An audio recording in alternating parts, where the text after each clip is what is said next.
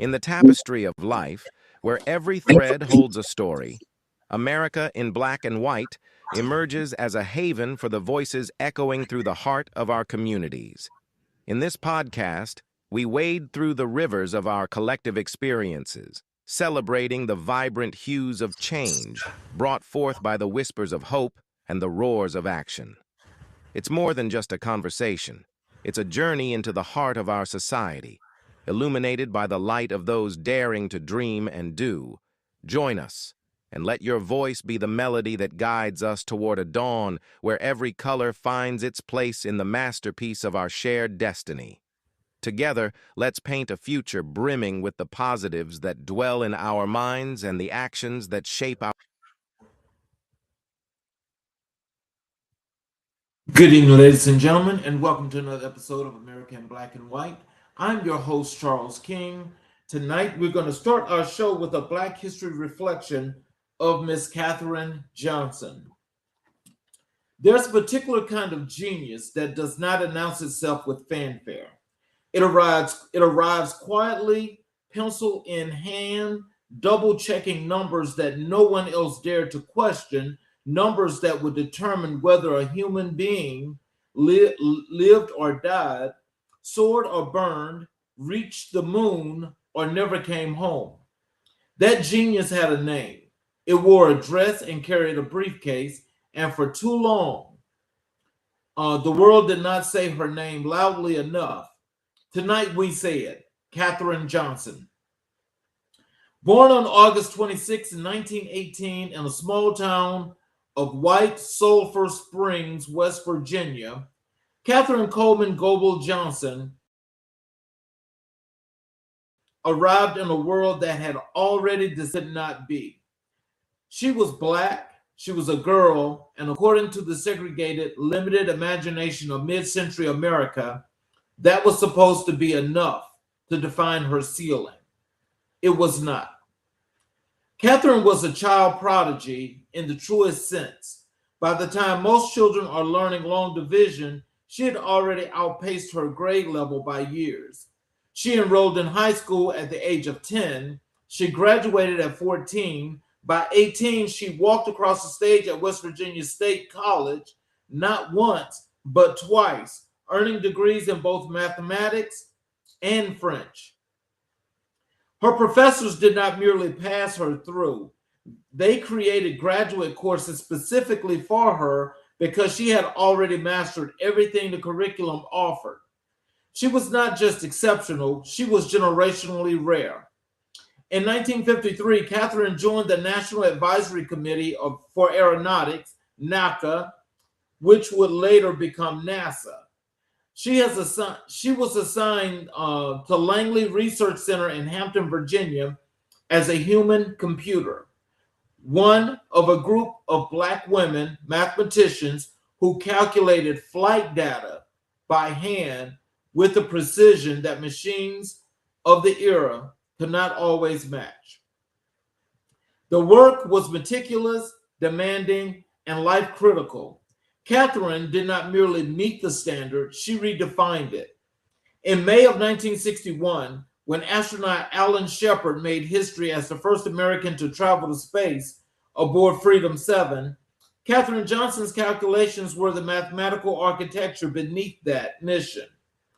She worked the numbers, she verified the trajectory, she made it possible, and a year later, when John Glenn prepared to become the first American to orbit the Earth aboard Friendship 7, NASA had already installed IBM electronic computers to handle the orbital calculations.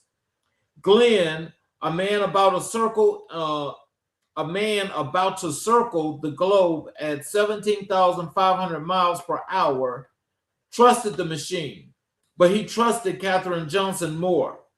He personally refused to board the spacecraft until she had reviewed and verified every figure, that her contributions did not stop there. But the computer had produced his words, now etched in history.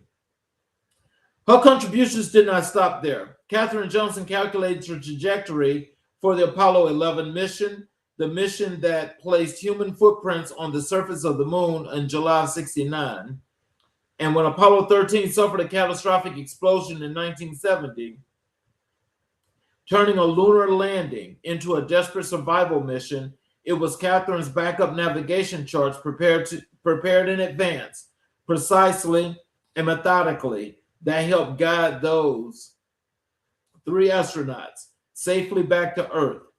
She co-authored 13 research reports over 33 years career at NASA, 33 years, 13 reports, countless lives touched by the quiet, brilliant work of her hand.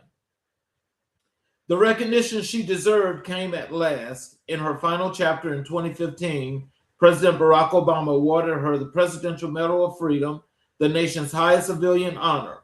In 2016, the world met her story through Taraji P. Henson's powerful portrayal in the film Hidden Figures. In 2017, NASA named the Katherine G. Johnson Computational Research Facility at Langley in her honor. And in 2019, the United States Congress awarded her the Congressional Gold Medal. She passed from this earth on February 24th, 2020, at the age of 101 years old, having lived long enough to see the world finally, fully acknowledge what she had always known about herself. Tonight, as we celebrate a woman who is dedicated to preparing the next generation of young minds for the world that awaits them, let the story of Katherine Johnson be our North Star. See, she teaches us that precision matters, that preparation is not optional, it is everything. That a Black woman's mind is not a secondary instrument, it is the very compass by which history navigates. Odette Flemming walks that tradition, building the human computers of tomorrow, one student, one test score, one scholarship, one life at a time. Katherine Johnson reached the stars. The young people Odette Flemming prepares are reaching for them too. And tonight we celebrate them both. Let me introduce our guest tonight. If you're tuned in right now, whether you caught us live, whether you found this later in the week, whether somebody shared this episode and told you you need to watch this, you are exactly where you're supposed to be tonight. This is America in Black and White. I'm your host, Charles Zachary King, and tonight, we are in season 4, episode 71, May 12th, 6 o'clock Eastern, and I need you to understand, this episode is not an accident. There are no accidents on this show. We are in a season in life and on this program where the conversation around our children, our young people, and their futures has never been more urgent. We're living in a time when the decisions made in classrooms, at kitchen tables, in guidance counselors' offices, on an SAT testing mornings can echo for decades. The difference between a scholarship and student loan debt, the difference between a seat at the table and watching from outside the window, the difference between a young person who knows their worth and one who has been convinced by systems, by silence, by statistics that they do not belong. Tonight's episode sits at an intersection of 3 powerful pillars: education, empowerment, and entrepreneurship. We're going to talk about what it means to believe in young people when the world hasn't decided to yet. We're going to talk about the courage it takes to build something from a conviction, to look at a gap in the system and say, I will fill it. We're going to talk about what happens when academic coaching, life coaching, and a genuine, relentless love for young people collide in the hands of someone who has made it her life's mission. Our guest tonight turned her passion into a platform and her platform into a movement. She did not wait for someone to build the table she needed. She went and built it herself in Atlanta, in the middle of a world that told teenagers, what they could not do. And she said, not in my house. She has helped students earn over $2.8 million in scholarships. She has coached young people through self-doubt, through standardized tests, through the moments when the weight of who you are supposed to become feels like more than you can carry. She is a founder, a CEO, a life coach, and an educational consultant, a private educator, and tonight she is our guest. Fasten in. This is going to be one of the archives. Ladies and gentlemen, it is my absolute honor to welcome to America in Black and White, Miss Odette Flemming. I can stand up to such a wonderfully amazing introduction. I thank you for that. And to be placed in the same space as my wonderful soror, Ms. Katherine Johnson, is just beyond me. So I appreciate you and thank you so much for having me. Well, before we get into the show, is there anything you'd like to say to our audience? Well, I mean, in these days and times, what I would love to say to our audience is to always keep your head to the sky. That was a song when I was growing up, and we can at this time be moved into a space where we feel like we either have to be on guard, we have to be in fight mode, but we need to keep our heads to the sky, look up to the hills from whence cometh our help, because that's where the ideas come from. That's where the strategy comes from. And that's where our strength comes from. So as a people, we need to right now stand firm, but keep our eyes to the sky. Well, I thank you for that. And that's definitely some words of wisdom, encouragement, and encouragement that I hope people take heed to. Let's start with where I like for people to get the opportunity to know a little bit about our guests before we get into the wonderful things that they do. Can you take us back to the beginning? Where did you grow up, and what was the environment like that shaped you, who you are today? Okay, that's a wonderful, interesting time to talk about it in the times that we're in, because I am actually an immigrant. I was not born in the United States. I was born in the wonderful island of Jamaica. So I moved to the US when I was little, but still I was born there and raised in the streets of Brooklyn. I say that it's a collision of cultures, because even though I was raised in Brooklyn, my surrounding community was all Jamaican. So I might as well have been raised in Jamaica, because on Saturdays we went to go to the bakery and wait for hardo bread and get some patties to take home. I grew up eating, chicken soup and curry goat and all the things that we are, used to on special occasions. We had our saltfish and ackee and all of that. So I was crafted by the willfulness of two people who decided to move to a country that they didn't know. My parents were anchors. So for people who don't know what that means, in an immigration sense, an anchor is the first of the lineage that emigrates to a place. And then as a result, almost all of the siblings ended up here.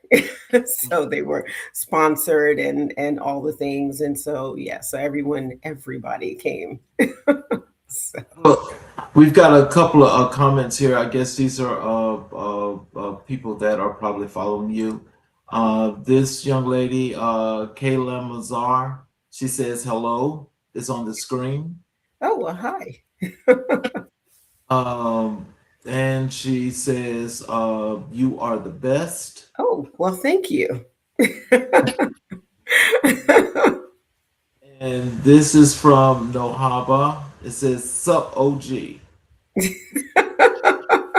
Okay, I'll take all of the love, because I probably need it to get myself juiced up and ready to go. But I feel like I'm ready right now to really communicate what we as a people need to get up and moving and going so that the next generation can flourish ahead of us, as it should be, so we can return to the way it should be, if that makes sense.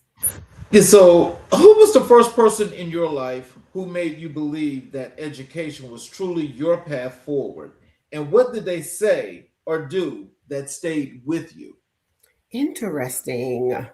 That's a great question because no one ever really encouraged me in that way.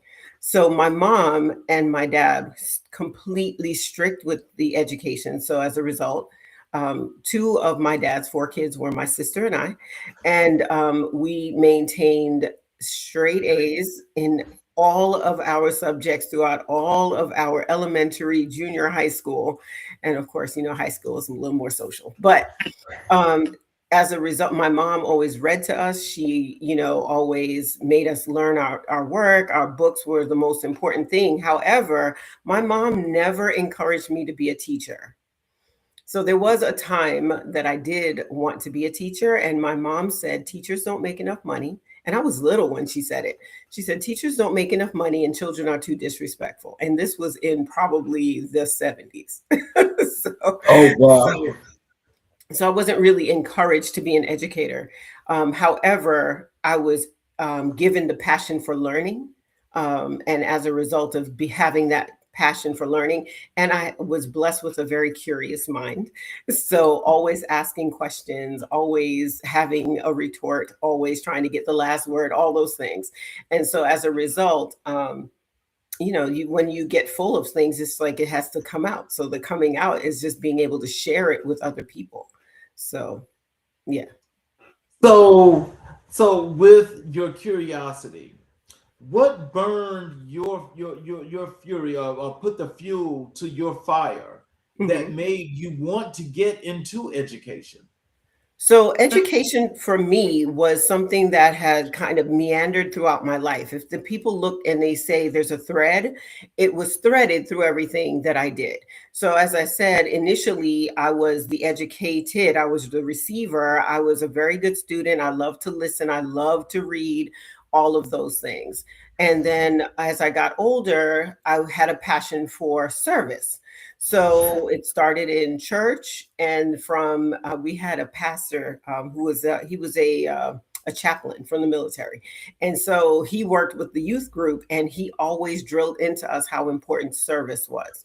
So when I went to college and pledged Alpha Kappa Alpha, then I at that time the service of the organization was the most important thing for me.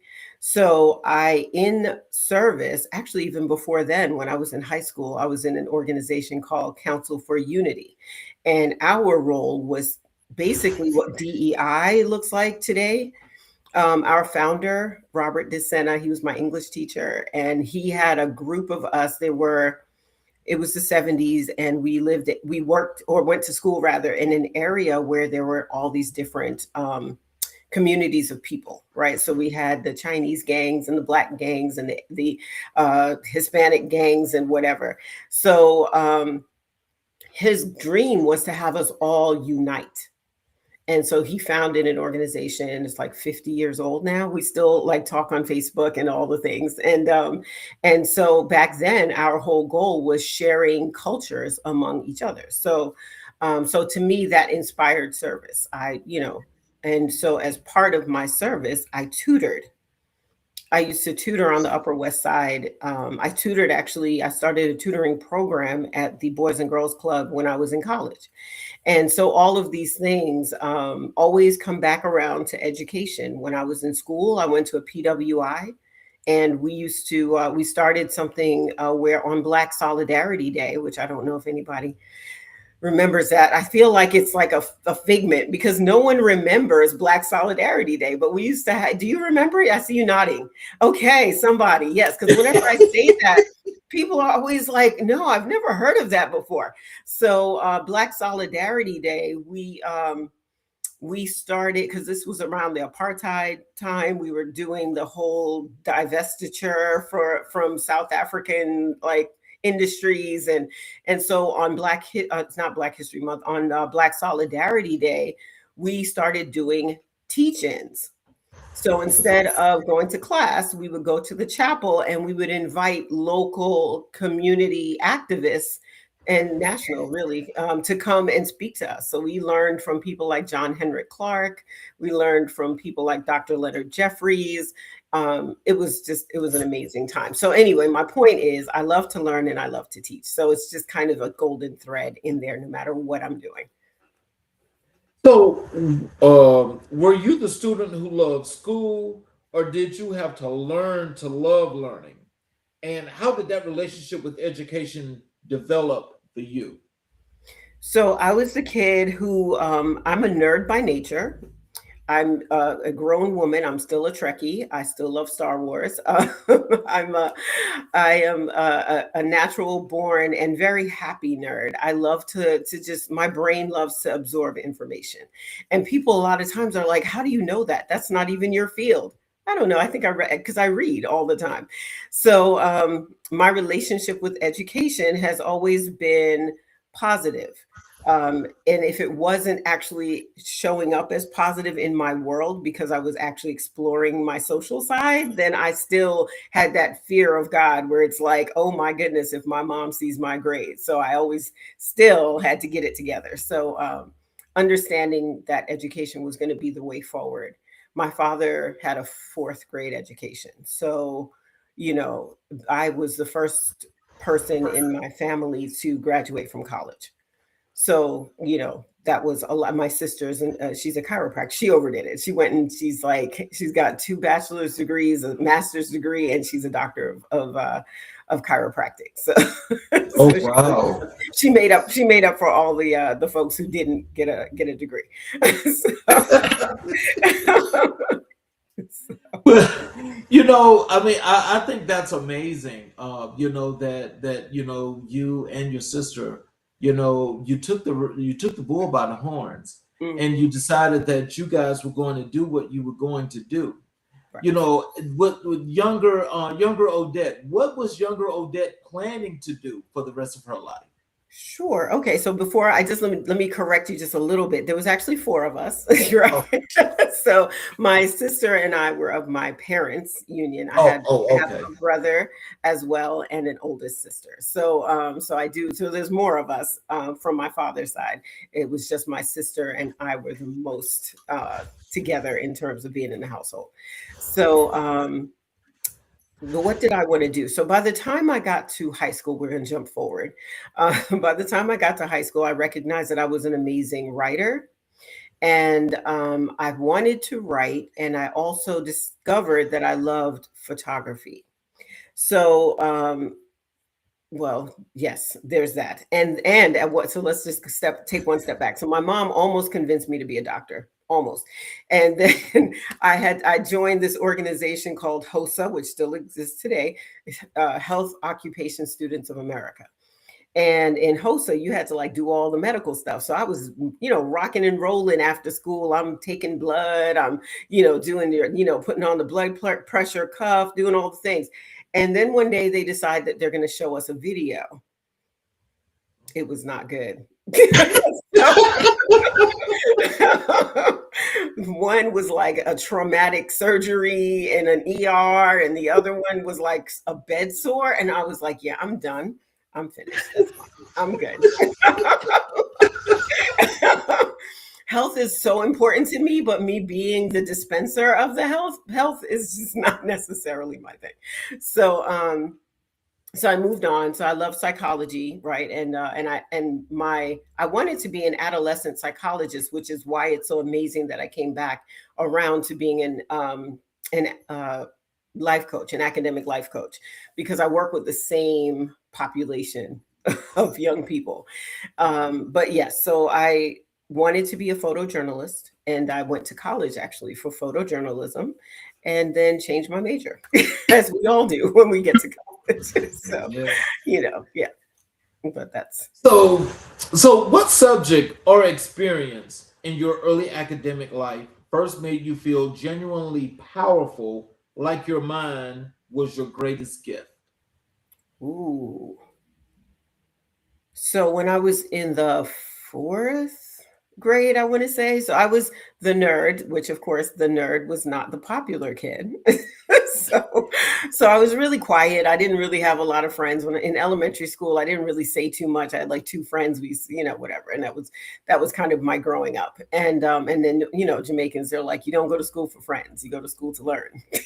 So they were unbothered by the fact that I didn't really have any friends. So I won. There was a magazine, I think it's still out. It's called Highlights, the Highlights magazine from Scholastic Reader. And Yeah, I so remember that. I don't know if they're still out though. I don't know, but I won a poetry writing contest, and they published my poem in Highlights magazine, and they, the school was all aglow, like, oh, one of our students won the blah blah, and so that impacted me definitely. So I guess had to stand up in front of the class, and they had to listen to me while I read my poem, although they could care less. but but I think that would probably be the first time that I was like, oh, my words can make people pay attention. So, yeah. So, was there a teacher, a coach, a mentor who saw something in you before you saw it in yourself? Tell us about that person and that moment. Oh, okay. So if I go to elementary school, I will say Mrs. Isaacs, who was my fifth grade teacher.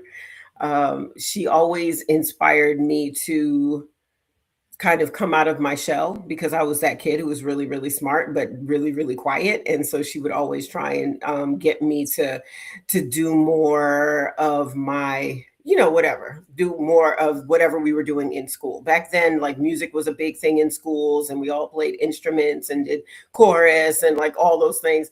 And so she was always trying to push me to the front, and giving me accolades and stuff to try and get me out of my shell.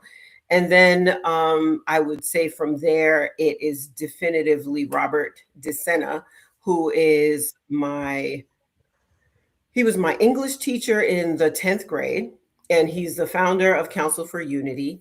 And he is the one who, if I say this story properly, I will say that he's the one who inspired me to be the type of educator that I am today, because he was so against the mold of what teachers were, I think, at that time. He loved us. He taught us like mythology and psychology, and taught us how to see ourselves differently, to see each other differently.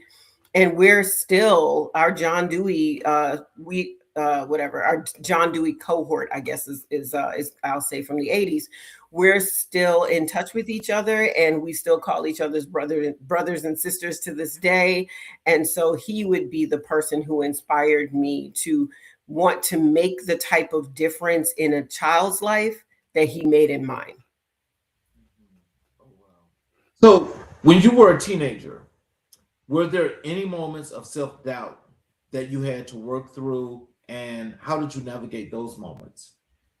Oh, lots. I mean, it's any teenager that can run the gauntlet of teendom and not have doubts is like, they should just, ascend, because that's impossible, right? Because that's that time of life when we are figuring ourselves out, figuring out how we fit into the world, how we fit into our family, but then not wanting to fit into our family and wanting to express ourselves. So just that whole adolescent, teen, young adult period is just anarchy. So yeah, I was definitely having doubt, and being able to have people in my life that I could talk to was critical for me. Whether it was Dee, who's my teacher, or being able to talk to my best friends. One of my one of my best friends from back in the day, since the 80s. We've been best friends since like 82. And so talking to her, I've always had a very tiny, close-knit group of friends, and being able to reach out to any one of them has been a help for me. So, growing up, did you have access to the kind of academic support, coaching, or mentorship that you now provide to students? And how does that inform your work? I did not. And I would say that the world has changed a lot. So the need for it was different, or the need to have it or not have it. When I was going to school, when I was going to college, it was the 80s, right? So I didn't really, it's like you did the SAT, but it wasn't like now at all, right? It wasn't, nobody was sitting there like, oh my gosh, if I don't get a 1600, someone's gonna kill me. Oh my, no, it's like, you go in, you take the test. So I asked my parents, if I could get test prep, which was really forward thinking considering that it was like 1984 or whatever. And they were like, absolutely not. How much is that? Oh no, go get the book, right? so I did not have test prep, and I was like a middle of the road SAT person, like folks that tutor, and they're like, oh, I got 100% on the SAT. I take it every year. Yeah, that's not, I don't really do that. So I'm more of the, I didn't get 100 on the SAT. And so as a result, let me show you how you can. Because when I went to school, we interviewed with people, right? So, I mean, I don't know, what year, I don't know if you're like in my zone of college years, but like in the 80s, like you got a letter and they told you to come up to the school. So that's what I did.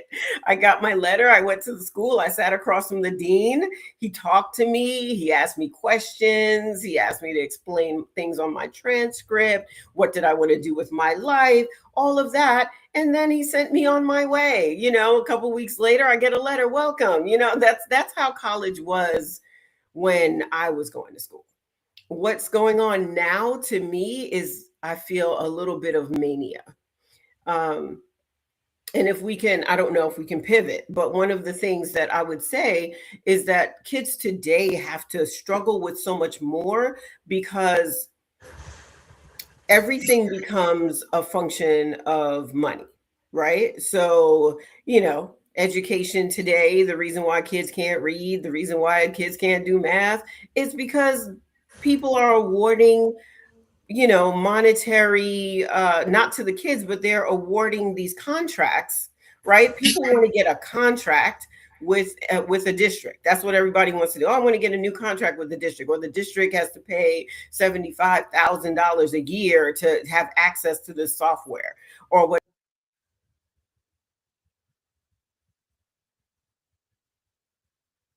The software is not helping, right? The software is not doing what the software needs to do. The kids aren't learning. And so as a result, tuition is up exponentially.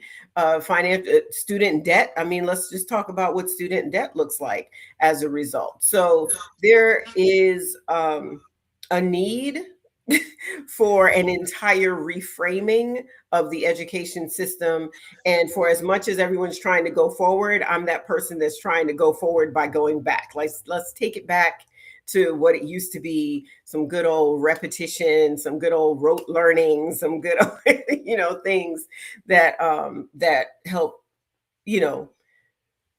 make kids confident. It's like confidence comes from competence. Confident children are born from being competent at what they do. If they never feel like what they're doing is right, then they will never have the confidence to keep doing the work.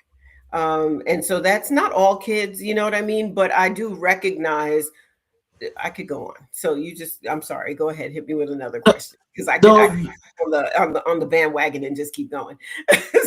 You're good, actually, because I mean that's really good information that I think that a lot of parents should probably take into the memory bank and just start thinking about that from a critical perspective as to what's going to best benefit their kids, especially getting ready for college. Right. Because when you talked about student loan debt, student loan debt now, the total amount of that is more than $1 trillion.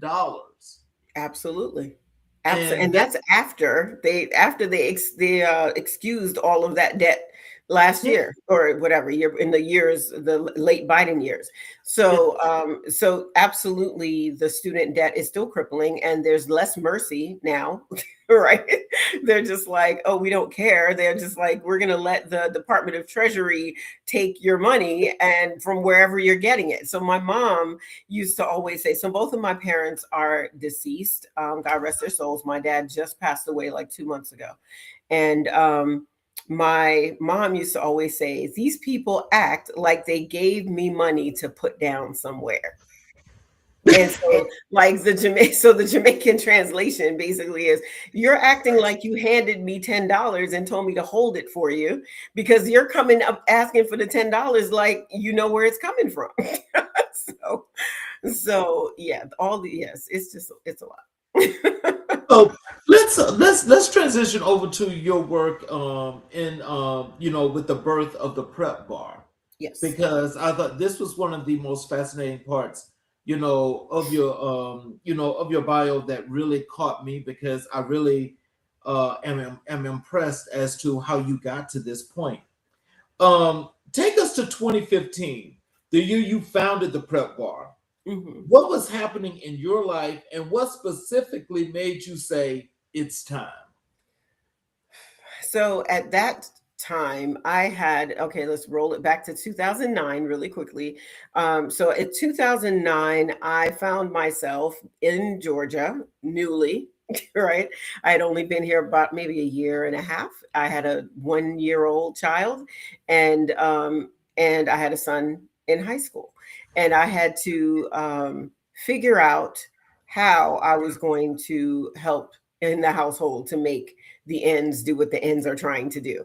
My husband at the time was an educator, a longtime educator, had just gotten his master's in special ed. You would think that he would just be like snapped up in Georgia because he was teaching in Brooklyn for 12 years or whatever. They would not give him the time of day because Georgia was off letting teachers at that point because of the recession, right? So right around that time, they were deciding that classrooms, middle school classes could now have 40 kids and one teacher, and all of that. So it was just not a good time. And so my son was going to college. So I found myself involved with the Kaplan test prep situation. They came, they gave a practice test, and they invited us. The mayor at the time, Kasim Reed, would do like a college fair, right, at the Gold Dome in the Atlanta City Hall. And so I went up there to do the college fair and get his scores from his practice, all the things. While I was there, my 1-year-old is jumping around counting the squares in the marble squares that are in the floor in the foyer of the Atlanta City Hall. So the 1-year-old is down there and she's like, 1, 2, and so the Kaplan people are like, is she counting?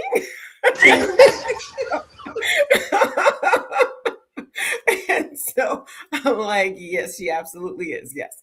And so they were amazed. So we started talking. And then I said, well, by the way, are you all looking for, teachers? And so they said, well, what we're looking for actually is proctors. And I said, oh, well, what's that? So we talked about that. They hired me on as a proctor. I got to drive all over Atlanta to go to wealthy people's homes and administer SATs and ACTs in their home for their students. So it was actually, so that's how I got to know the city, which was pretty cool. And then, long story short, a couple of years in, the organization decides that they want to start scaling back. I started teaching at that point. I had actually taken the test and gotten into the 90th percentile so I could teach. And so they had me in like classrooms. I would teach at Emory. I would teach at, Georgia Tech, all the different places. And then they started scaling back. And I had families that were like, their first child had been taught by me when I was with them. Their next child is coming up and they're like, well, what do you mean they're not doing this down here on the South Side anymore? And so they were calling me and they're like, are you available? Can you teach? And I was like, absolutely. So I started picking up students who, basically were being somewhat abandoned by the big box companies that I worked for.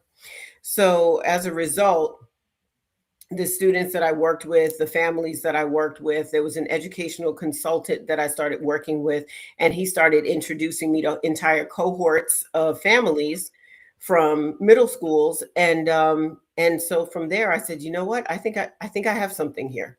You know, I think I've got something, and let's make it official. So that's kind of how I decided to move forward and make it official. Hmm. So, what gap did you see in the academic support landscape that convinced you something entirely new needed to exist? So the gap that I saw was the lack of faith in our kids. So one, I would say, is the lack of faith in our kids. The second, I would actually kind of hone in on the lack of faith in our boys, Hmm. because the girls tended, nowadays is a little bit different, but the girls tended to be the quieter ones. The girls tended to be the ones that followed the rules. The girls tended to be the ones that always got 4.0s and 3.5s and whatever.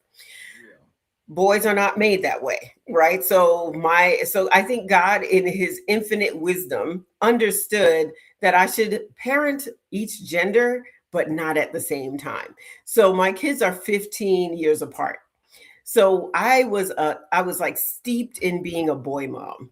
I just everything boys. I understood boys. Let's go rough and tumble boys. And so so that being said, I understood the psychology of these boys. There you have them sitting, and then it's just antithetical what they do in Georgia versus or other whatever states versus what we were dealing with in New York. So instead of having like 7 40-minute classes, you have like a 40-minute lunch break. You can leave the building, go get pizza, come back, blah blah blah. Well, in Georgia, my poor child is in lockdown, right? There's 4 periods, so he's only taking the same 4 classes every day, 90 minutes per class, Monday through Friday. So I'm like, what in the world do you need 450 minutes a week to teach these kids? Like, what are we doing? So, and then 22 minutes for lunch. And then they can't leave. They can't do anything. Anyway, so I just was, it was, yeah, it was very different for me. I didn't even know things like that existed. so, so shame on me as a mom. But anyway, my point is that I understood why that was so difficult for boys because they're not meant to sit for those periods of time, and it's harder. Not nobody is really, but it's harder for boys. And I taught in the classroom many years later. So in like 2019, 2020-ish, I went into the classroom and I was teaching social studies, high school social studies, and I started to really get into the understanding of keeping classroom management together, keeping the kids engaged, helping them to understand learning and life at the same time were very important. And it's something that every teacher has to like dig deep to be able to do. You can't just sit there with the book and say, this is what the book says for whatever, for 40 minutes, 90 minutes, 60 minutes, because the kids aren't going to be there with you. So, so I think I have drifted at this point. However, my point is that going through the process of talking to the parents and feeling the pain of them not being able to get the resources that they thought they needed, especially because originally I was really working with SSAT students. So the SSAT is the test that you take to go to private high school. So yes, so I was working with the SSAT kids when I was doing my own thing initially, because these were the kids that were testing in to go away to private high school, private boarding, private day school, like the Woodwards and the Westminsters and like the Asheville schools and things like that. So, so these parents were like, "Oh no, my kid needs to get this, and they can't get it anywhere else." So that's how I ended up sealing the deal and starting the company officially back then. Yeah. So, so let's talk about the name, the prep bar. Mm-hmm. That name is specific and intentional. So, what does it mean, and what was the feeling, and what feeling were you trying to evoke with that? So interestingly, I'm not going to claim any kind of originality. I was bandwagoning, I would say, on that one, because there at the time there were 2 things that were very popular. One, well, three. So around that time, the whole what was it? Sex in the City-ish kind of thing was going on, and they started having this thing called dry bars, right? That mainly Caucasian women, but women would go, and the only thing they did in this salon was blow dry their hair, right, into whatever style. So there was the dry bars. Then there was a young sister that started doing financial literacy for young people in a mobile unit. So she used to drive around to neighborhoods in, I think, a retrofitted school bus, and she called it the fight. So then, of course, we also had my girl, whose name I can't remember, who had the lip bar, and I was like, you know what? I do prep. It's going to be the prep bar. So, the one thing I do is prep, and prep was broad enough, I felt, to encompass all the things that were important to me. Preparing young people, also preparing families. Also, I'm a prepper. So I also do just like not doomsday prepping, but I like to be prepared, having those extra few things. I have the solar panel, I have, all that stuff that you need just in case things go, whatever, a little bit left. So all preparation for life. Yes. So when you think back to, not only was this name meaningful in its purpose, but, in the previous question where you were talking about, the people that weren't, where you were helping them with resources and things of that nature, how were you able to intertwine that with your future clients about these resources in order to help fuel and ignite, their enthusiasm, along with you building the prep bar at the same time? Well, the main thing for me was results. And that's what no one's really paying me to be, I'm like, I got the big, what do I call it? The big auntie energy and all the things. The kids love me. I'm just a big kid myself. However, the truth is results, right? So if people's kids are getting into the schools, then that means that the person who's helping them must be doing the right thing. I've had students that took the test and they knew what school they wanted to go to, but they just couldn't get into the percentile they needed to get into. And I worked with them for like a couple weeks, and boom, they're now getting a full ride to Lawrenceville School. They're going to Church Farm School, things like that. So my students were getting the results. They were getting admitted. They were getting the scholarships. And so by referral, parents were like, she knows what she's doing. She's helping our kids to get into these schools. I was doing virtual tutoring. This wasn't the SSAT, but like ACT and stuff. I was doing virtual tutoring online back when it was Google Hangouts. Yeah. Oh my God. The original. The OG right there. Whoever was like OG in the comments. Yeah, the OG. So I was doing Google Hangouts with my book. So this, and so funny that of course I have a book right here. So this is like an old SAT book, but I would be with the book with the kids, like holding up the book. Wow.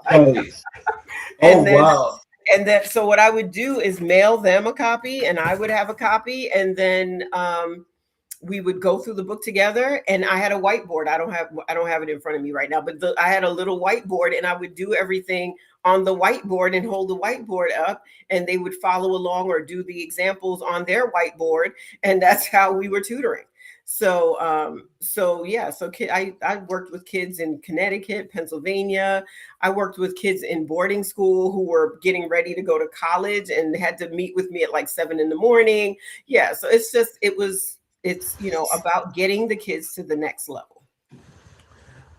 When you were building a prep bar in the early days, what were your first steps, and how did you go from an idea to an actual operating business? So that was not my first foray into entrepreneurship. Okay.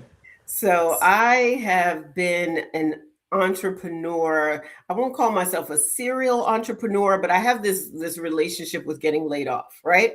So so I feel as though the powers that be recognize that I was not going to be that, oh, she's getting her key for working 40 years. It's not going to be me. So I started off in corporate after college, and so I was in fashion. So I worked. I was a trainee for the what was it called? Federated. So like the Macy's and Abraham and Strauss and Dillard's and all that. So anyway, so I was an executive trainee for Federated. So that was my first actually my very first out of college. I was actually a copywriter at one of the top 5 ad agencies in the world. So it was an internship, unfortunately. And then when they offered me a position, but when I tell you that copywriters made no money back then, I was like, yeah, I can't really afford to live on that. So I'm just going to have to pass. So, so then I was the executive trainee, whatever. And then when I finished doing that, I started temping, and I ended up working for a British company, Alfred Dunhill of London, and I did fashion merchandising for 5 years. And that was that was a lot of fun. It was great. They flew me all over the world. I went to London a couple times a year. Hawaii, San Francisco, Seattle. Like they were flying me everywhere where we had stores, and I would teach the managers, because we didn't have Zooms and all that kind of thing. So I would go in and teach them and show them what SKUs are coming in and whatever, how to put their merchandise together and all those type of things. Then I got laid off. Surprise, right? So after that first layoff, I rolled into telecom. So I was in a telecom, I don't know, MLM, we'll call it, right? So I was doing network marketing with telecom. That was like, oh, okay, this is my own business. I'm not doing corporate anymore. They can lay you off, right? So I did that for like 5 years, and then ended up rolling back into corporate. So I temp again, and I started temping at the American Stock Exchange. And so at the American Stock Exchange, I started off in a little room, probably about the size of my office. And there were 6 of us in there. And do you know what our job was? Well, Our job was to correct the addresses of returned envelopes.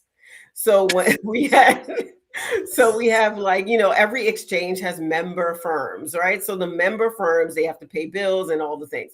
So the exchange would send off whatever, the billing, the materials, and they would get like, oh, it cannot be delivered, cannot. So they would send it back. And so the 6 of us, our job was to change the addresses on the envelopes and put them back in the mail. So I did that for a couple months, and then I eventually moved up into the marketing department for derivative securities. And then I started doing marketing for exchange traded funds. And I went and got my Series 7, my Series 63, my Series 6. And then they started flying me all over the country to teach lay people how to understand exchange traded funds like spiders, diamonds, and mid cap spiders and all that kind of stuff. And so I would teach like retirees, at like the Money Show and things like that, how to do the asset allocation models, right? For lay people. And then I got laid off after 9/11. so, oh, wow. Yeah, it's like, that's it's a cycle, right? So being an entrepreneur, my point is not new to me.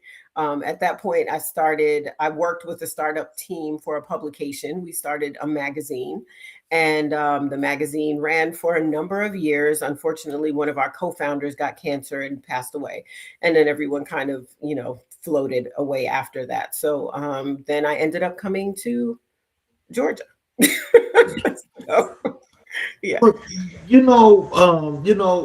think it's an interesting journey, that you're telling us about, because it's more than just your resilience that I'm seeing or I'm listening to. It's that wherewithal, in that you was not going to quit and you were going to do what was necessary. So as you're building the prep bar at this point, what are the things that you decided in being a results-driven organization? What are some of the things that you implemented that you would make sure that the kids that came through the prep bar would be successful? What were some of those things? So they definitely start off for me doing a character assessment.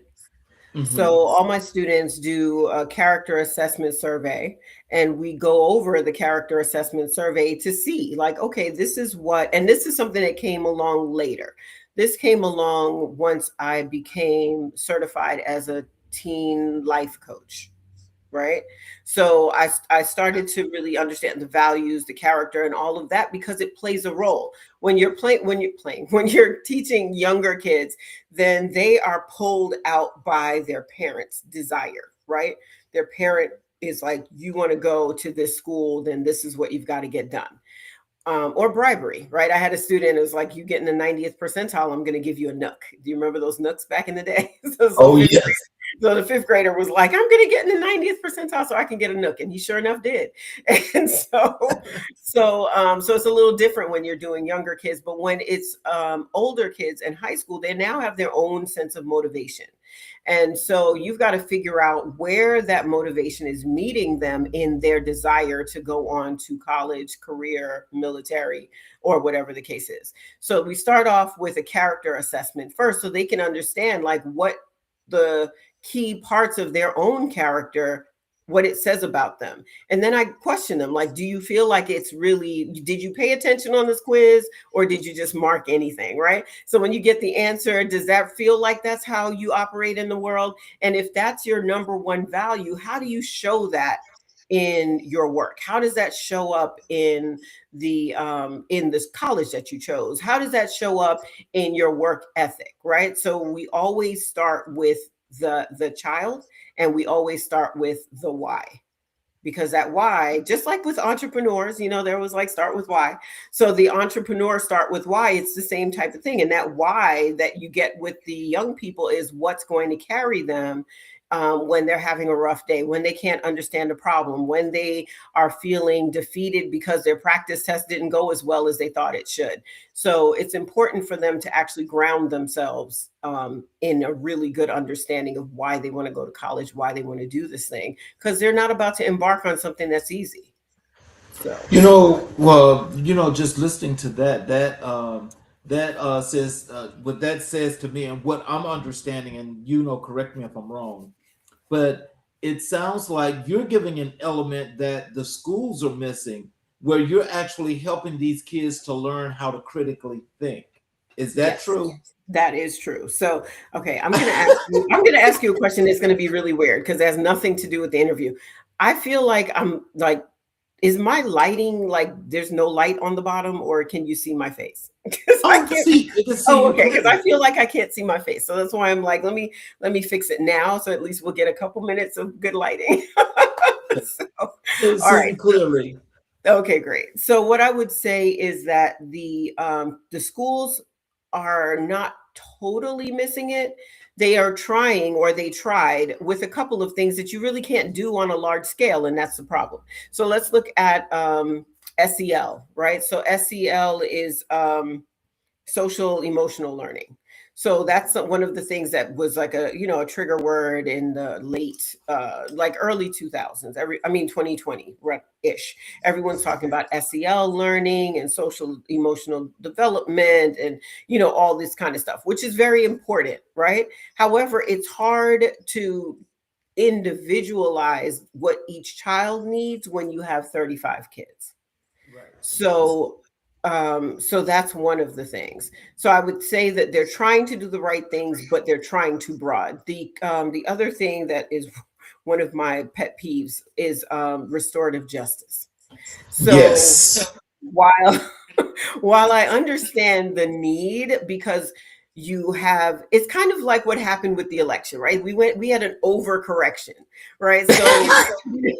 So when you say to yourself, the young people need to get a second chance, like these zero tolerance policies are not helpful, because you can't just look at a cause and then say this is what happens when that kid has never done anything in the entire time that they've been in your school. They do one thing and then, oh well, zero tolerance, they're expelled. Hold on.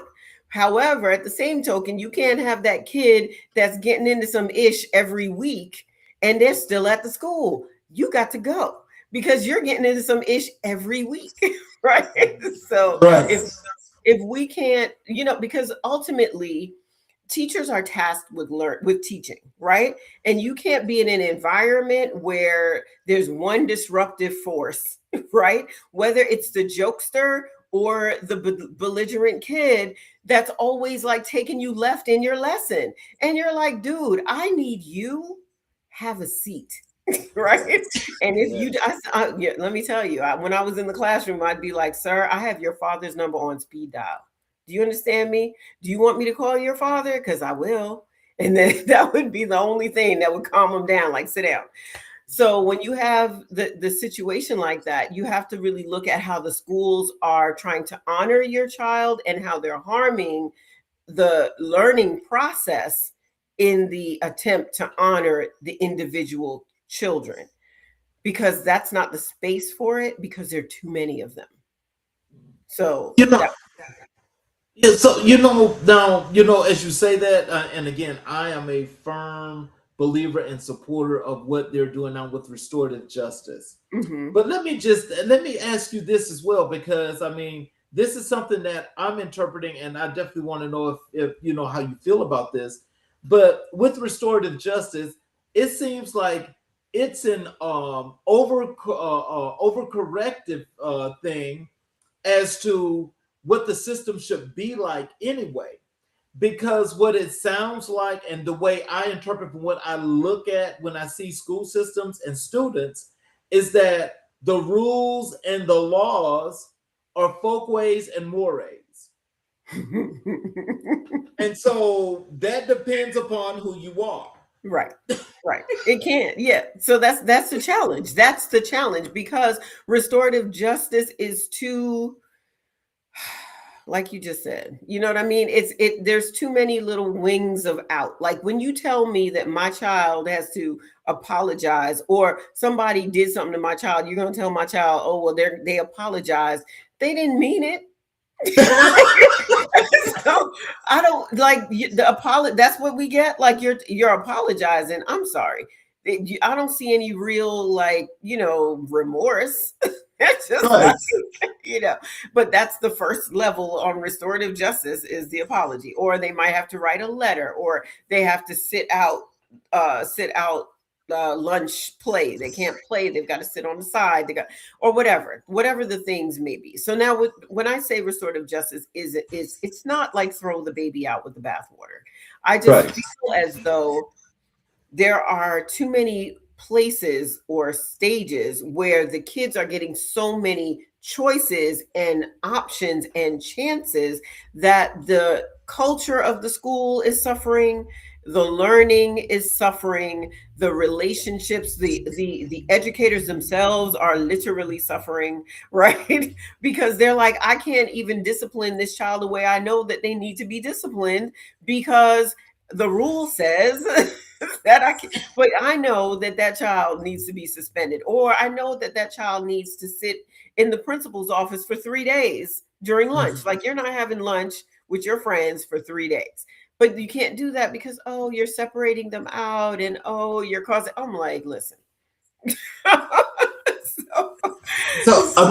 So there go the folkways and mores. Right. So I mean, we're coming a far way. Like, in the Caribbean, I'm not far from people that were getting paddled. There's people I know in America who were getting paddled who are of my age group. So look, see what I'm saying? Like, no, listen, Brooklyn, they weren't putting no paddle to the people, but I know in some southern spots and church places and Catholic school, you were getting the paddle. So these kids, it's a lot. And so a conversation that definitely needs to be had is, where does the parental accountability come in?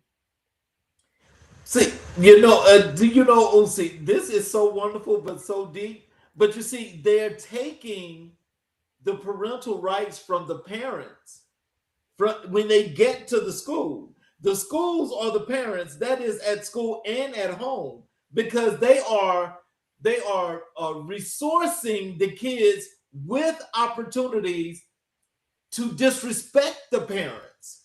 So the parents really don't know what to do.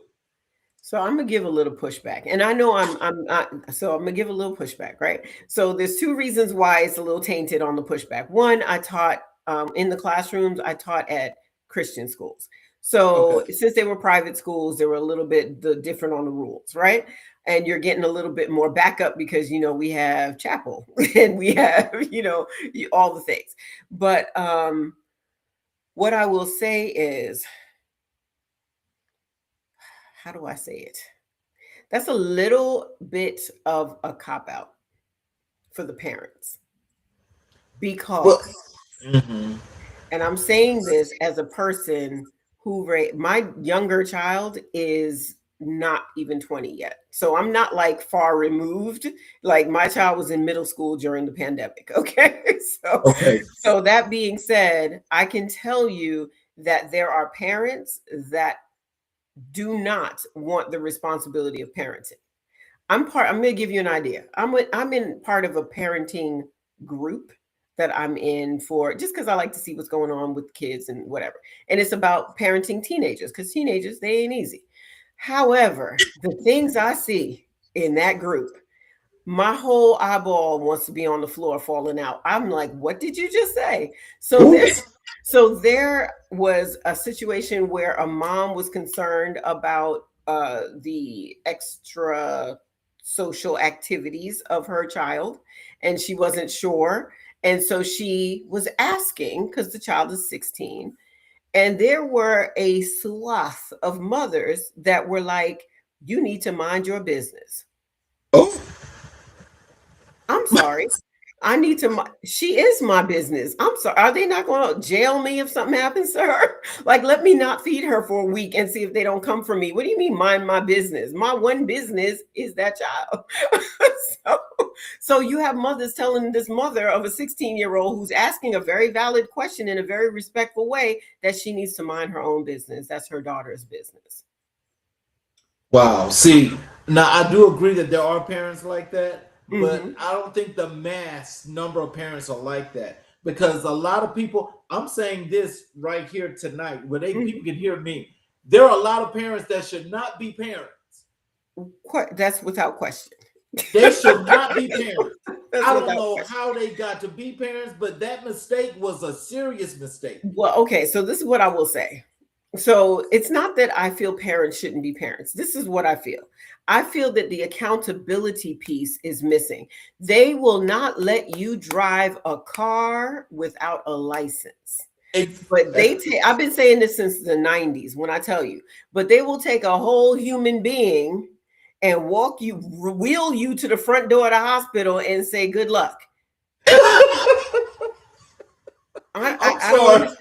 understand. Like, I don't know. Like, I feel like there should be rules. There should be like somebody's got to, understand how things work. Like, you can't give your child dirty water. You shouldn't put your child's pacifier in your mouth because you might have gum disease that you're not going to give your kid.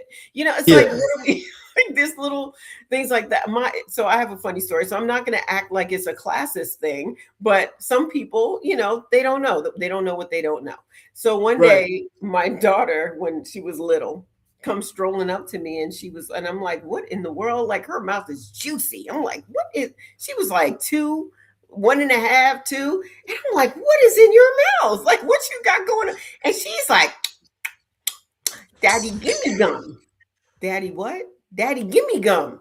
Daddy gave you gum. Give me that. So I go find her. I'm like, do you know this is a choking hazard? What are you doing? He was like, is it? Yes, you can't give a 1-year-old gum. What are you doing?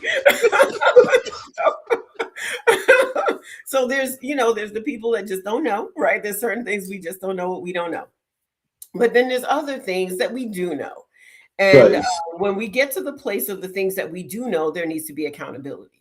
Like, you Yes. can't call your 4-year-old out of their name. Like, you can't curse at your 2-year-old.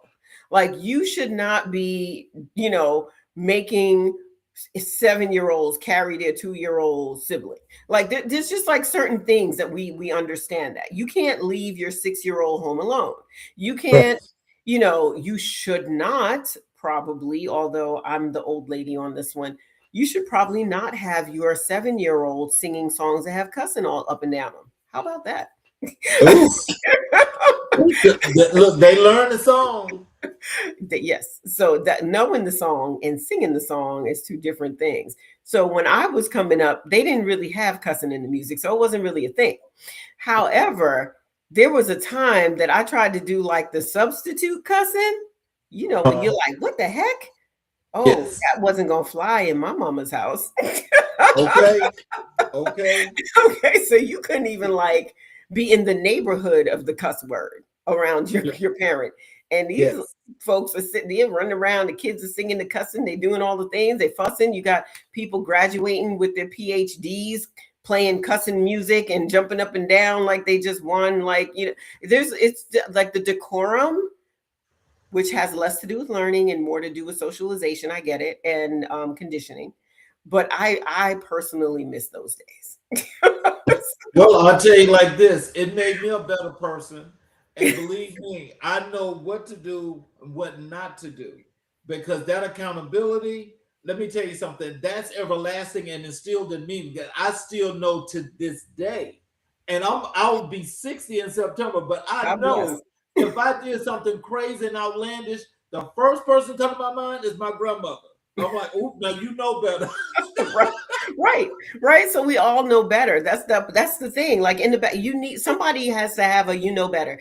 There was a thread that I was watching of a group of teachers, and this one person who started this whole thread that was going through, I don't know, IG or somewhere, was talking about the fact that the church is part of the reason why kids are wild. Let me tell you why.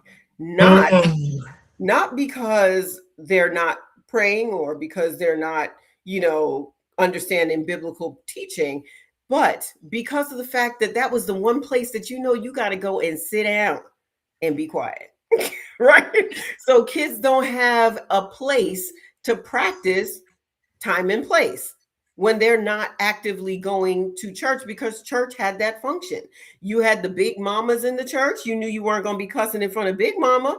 You knew that you need to be helpful. You know that you need to let the older people have a seat. You know that, they're cutting cake in the front. Don't you let yourself be up there trying to push no older people out the way to get the cake. So there's a time and place. Lower your voice. Understand when you enter the sanctuary, you're not chewing gum. You can't, all of these different things, they no longer learn that at school. And so they're not learning it in church because, church attendance is down. And then other than church attendance being down, we've got, the come as you are situation going on a lot in church. So it's not like when I was in church, like you had to go in and be quiet and sit down and, all the things. So it's not necessarily that, right? However, that third place, they call it the third place, that third place is missing. So thank God for things like, cotillions that still happen, for things like whatever, there's Kappa League or the Pearl Girls, or these things that come from community organizations or Divine Nine organizations that try and rally the youth together to teach them as well how to be in the world. And so we have to give thanks for that, but definitely I think there's a deficit of accountability for not letting anything and everything just go. People have this laissez-faire attitude, which you can have with certain things, but you can't have that with parenting, because you're putting a whole person out into the world. And it's not that you're raising someone that's mean or rude. One, a lot of times they don't know any better, right? And then two, you're putting them out there at a disservice, because people need to remember that as a community, we in this nation represent a scant 13% of the human population. So that means that they have to be able to reflectively interact, I guess is the best way to say, with other cultures, with other people, with other folks. You have to understand that, yes, bringing your whole self to work is wonderful. However, sometimes bringing your whole self to work is insufficient. There's people that want to call like everything is racism. And yes, racism is huge and large and big. And we see what happened with the Voting Rights Act, and we see what's going on with cracking these districts and all the things. However, sometimes you just wrong.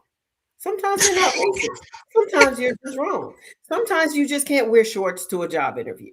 Sometimes you just can't, I mean, really, you can't be in a Zoom interview and your significant other is rolling up a blunt behind you. Like, you can't, this thing, and then you're going to say, oh, of course they didn't hire me, they racist. No, sometimes you're just wrong. Right? So we need to set people up to like understand the norms so they can decide which ones they want to abide by, which ones they don't. But if they don't even know it's a norm, you setting them up to fail.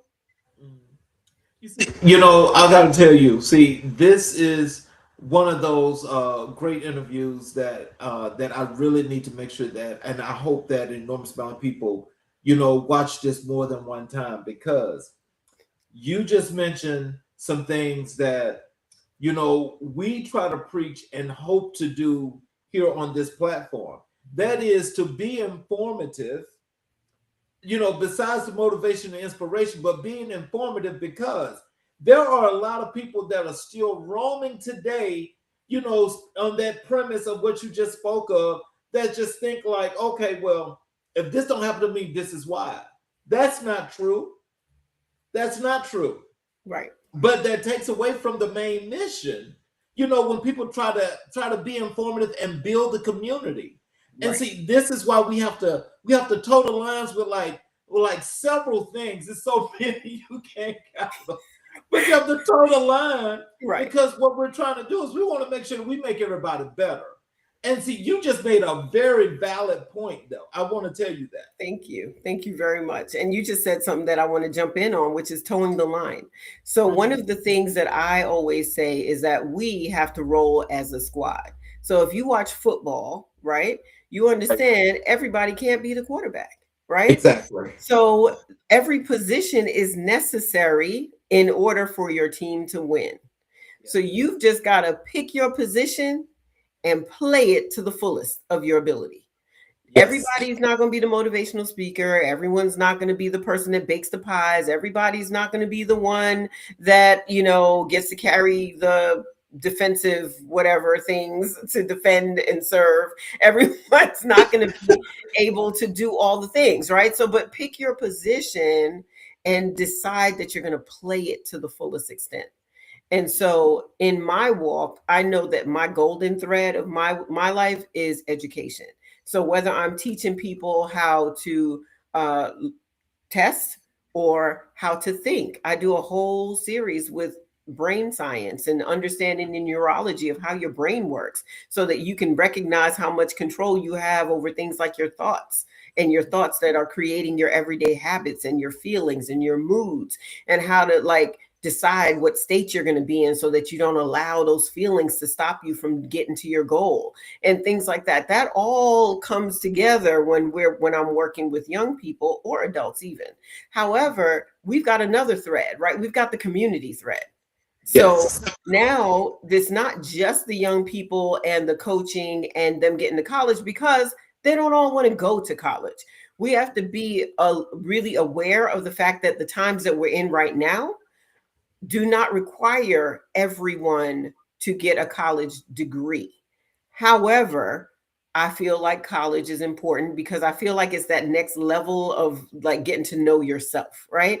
Getting to, you know, to be in the protective space while you're figuring out adulting, right? That's, I used to call it, for my son, I called it the covering. So when he was like in high school, he was like, I'm done with school. 12 years is enough. I'm finished. And so I'm like, really, that's fine if you feel like you want to be out in the world right now. But if you would like to extend your protective covering of your parents, then I suggest you take yourself on to college. Because if you're not in college, you're not going to be in here, right? So, what do you think? Okay, I'm with you on that. I mean, you know, that's it. You know, I can be done now, or I can be done in 4 years. You get 4 more years, and if you finish, get your degree and go on out into the world. So So that part of it is very important when we're sitting down talking to young people community wise, right? So when you're talking about community, so I'm also involved in community building for the times such as these, right? So I didn't even really get to even touch on AI yet. So I'm going to jump in with AI really quickly, and I'm going to swing into something else, and then I'm going to let you, have the balance. So with regard to AI, one of the challenges that we have as parents and educators as well is embracing the importance of AI, understanding it's here, right?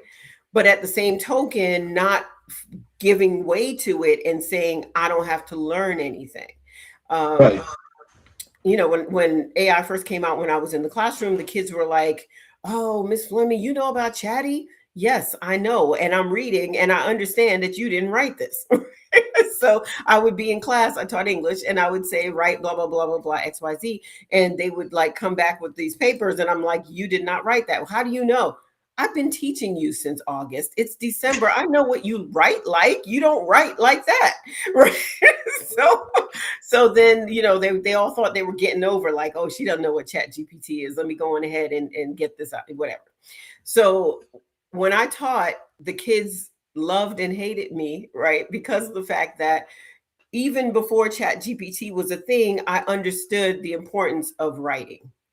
So just the neurological effect of having a pen in your hand and writing, it affects how you learn, it affects what you remember, it affects how you synthesize the information, right? How you note taking, all the things. So I used to have my kids come in and on the board every day. I don't know if you remember back in the day, there was a do now. So I used to have a prompt, and this is before like even AI prompting and all the things, but I would have a prompt. And I would say to the kids, you've got to write 5 sentences to that prompt. And they had to do it every day on paper because every other class they were in, they only used computers. And I was like, no, we're going to use paper and pen here. Well, I don't have a notebook. That's all right. I bought notebooks for everybody, but I don't have a pen. I used to bring pens in every week. I had a fresh box of pens. Miss Flemming, can you have a pen? Miss Flemming, do you have a pen? So, because how do you come to school with no pen? Come on. So I was teaching them to access their own curiosity, creativity, and so forth prior to giving it away to Google or AI, right? So before there was AI, there was Google. They would Google everything. And I'm like, I said, listen, Google has an answer for everything. So when you sit there and say, oh no, because Google said, Google will give you an answer, but are you asking the right question? So powerful people ask powerful questions. I will always remember that. That's a quote from Trevor Otts. And so powerful people ask powerful questions. How powerful is the question you're asking? You're asking a ridiculous question, and then you're trying to throw me the ridiculous answer that came out of Google. Same with AI. So now what we've got is we have to teach young people how to master the AI and master the intersection of where they end and where the AI can tag it off. Like you can tag off the AI once you've done your own deep diving. Once you've brought out your own things that you're talking about, that you're looking about, that you want to let it understand your voice or all these different things, then you can tag off to AI and say, all right, did I ask all the right questions? Is there anything in here that you think I should ask that I didn't? All of those type of things, that's what the AI is for. It's not to write your paper. It's not to do your work. It is there to help you.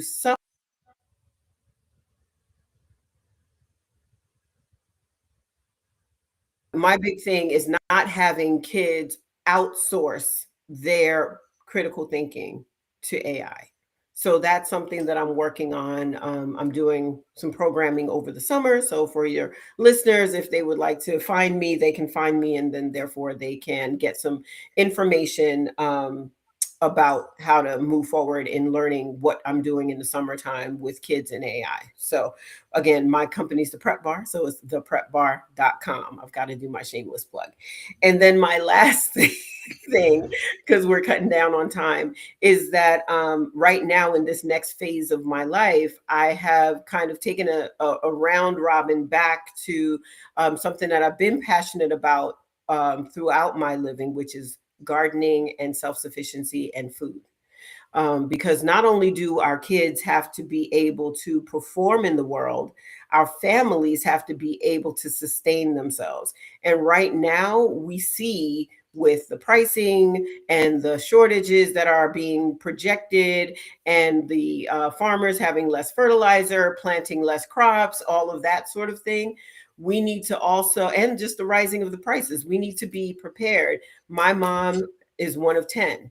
And people always say in days and times like that, how did your mom, how'd your grandmother raise 10 kids? Because my grandmother didn't have 10 kids going to McDonald's, right? You go to McDonald's with 2 kids and it's $50. So can you imagine if you had 10?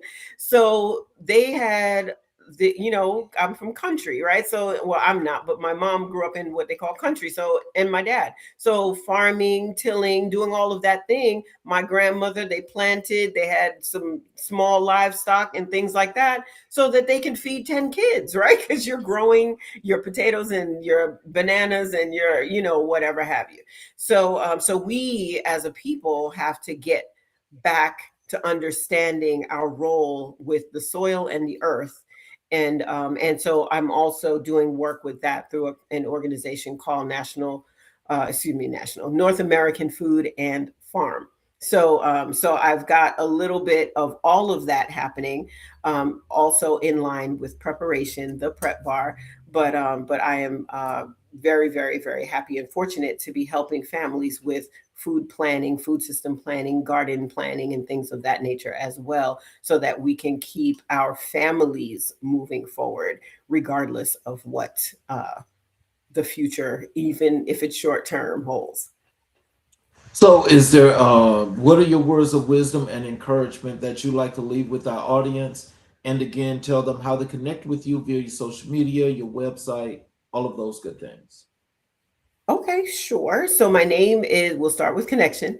So my name is Odette Flemming, which you see in the lower third there. And you can find me on LinkedIn. I'm very active on LinkedIn. And you can find me on social media, on Facebook at The Prep Bar, which is facebook.com/The Prep Bar. And then I don't really do IG so much. However, with regard to, let's see, what did you do? Oh, and my website. There we are. So if you want to find me, my website is theprepbar.com. That's the easiest way to find me. You can send me a message. And you can also make an appointment to speak with me about your teenager. You can also go ahead and complete an intake form, and I'll reach out to you so that we can discuss what your child needs for the next phase of their life, whether it is their junior or a senior. They could even be a senior getting ready for freshman year. I'm doing a college AI toolkit workshop this summer to get our seniors prepared for college, because college and AI is a wild, wild west out there. Most high schools aren't letting kids use it. So there's like a kind of a space in the middle where kids are not really sure how to or when to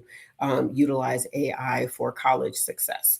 And with regard to NAF2, which is the North American Food and Farm, you can find me on Facebook at the NAF2 Nation is our group. So NAF like Frank, number 2 Nation. So there we have all the ways, I believe, to reach me. And so, words of wisdom. Okay, so I will leave the people with this. We are all given the same number of minutes, seconds, hours, days, or in a day. So we've got to understand that we have to use our agency to use that time to our best ability and for our highest and best for our community. So we've got to get engaged, get involved, understand the things that make a difference, make sure we're utilizing our voices for voting, utilizing our voices with our children, teaching our next generation how important their voices are, as well as teaching our families how important it is to create a system for themselves, for their longevity, and for their prosperity. So I'm going to close with a monologue, but before I do that, once I close, do you have a couple of minutes after I close the show? Absolutely. All right. So for those of you that are watching on all of our channels, especially our YouTube channels, if you have not yet subscribed, I ask if you would please support us by subscribing to the channel, enabling all notifications, where you will be able to get all of the shows live when we first start. You're able to go back and watch all of our previous recorded shows and learn from all of our professionals that are doing work to help to build our communities around this country. So in closing, you know, there are conversations that entertain you, and then there are conversations that change you. Tonight was the second kind. Mrs. Odette Flemming, on behalf of America in Black and White, on behalf of every parent, every student, every educator watching tonight, thank you. Thank you for your time. Thank you for your honesty, and thank you for your vision you carry and the work you refuse to put down. What I want to sit with as we close this episode is something Odette said about self-doubt, about how the battle for a young person's future is often won or lost in their own mind before a test is ever taken, before an application is ever submitted, before a dream is ever pursued. That struck me because she is not just a coach, she's a demolition expert. She tears down the internal walls that keep young people small, and when she hands them a blueprint for something larger than they imagine, over $2.8 million in scholarship dollars. That is not a number, that is a life times thousands. And I cannot leave tonight without drawing the thread that began this episode back to where it started. We open with the story of Katherine Johnson, a woman who computed trajectories that put men on the moon, whose precious and preparation made the impossible possible. Tonight, Odette Flemming is doing the same kind of work, not as a NASA chalkboard, but in coaching sessions, in tutoring rooms, in academia, unlimited classrooms across Atlanta and beyond. Both women are computing trajectories. Both women are pointing young people, young Black people, young people of every background toward a destination worth reaching. If tonight's conversation moved you, I want you to go find Odette. Visit her at www.theprepbar.com or call 877-360-7737. Share this episode with a parent. Share it with a teenager. Share it with a teacher who needs to be reminded what real advocacy looks like. And if this show has meant something to you, if it has informed you, uplifted you, challenged you, reminded you of who we are and what we are capable of, then do your part. Like this video, leave a comment, subscribe to the channel, and share it, because the conversation does not stop when the camera cuts off. It continues in your home, your car, your community. I'm your host, Charles Zachary King. This has been an America in Black and White Season 4, Episode 71. We're not just telling stories, we are preserving a legacy. Until next time, stay informed, stay inspired, and remember, in Black and White, the truth has never been clearer. We will see you guys tomorrow night. Have a great evening. And again, thank you.